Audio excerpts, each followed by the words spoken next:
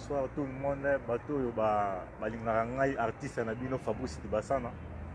Vraiment moi ezwaki moi bata embele nazalaki soko participer na émission te.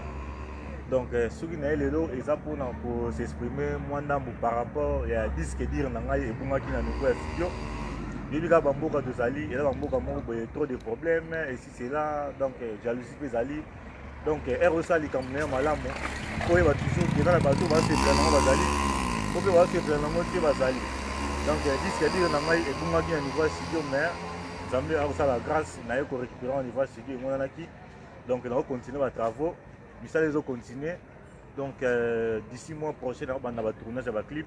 À part ça, sur moi santé ou trop dérangé par rapport à la souci na ko réfléchir concernant disque dire dans la studio. Mais tellement la trouvant déjà quand la minute va finir ceci là na ba clip. Donc, bateau beau soutenir na kata ba Londres, hein. Net sera na ngai pigeon à Londres, maman Charlotte pigeon à Londres. Na Ibrahim Nzambe ya nyoso. Na kata London quoi. Bateau beau soutenir na ba ve na ngai putu mo pati bi na kata Paris. Maman sala nga zuri ya mokibi ba ve na ngai ige luvele la mungwande, hein, na kata Panama. Ba Joël Manzeku ba Kademba la Salvador papa na mina Genma. Bateau beau soutenir na loka ba Dona Famundu, ba Obé Tombo Kreze na kata Panama donc artiste na bino Fabrice Tibasana.